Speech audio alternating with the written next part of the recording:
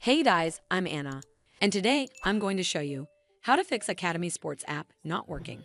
So first of all, you need to make sure you're running the latest version of the app.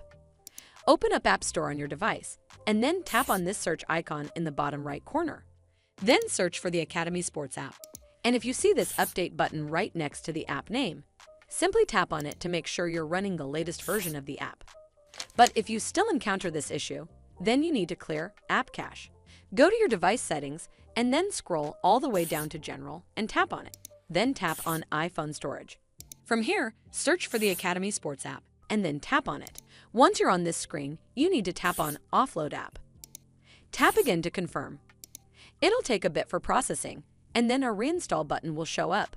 Simply tap on it to reinstall the app. This should fix the issue, but if it doesn't, then you need to completely reinstall the app.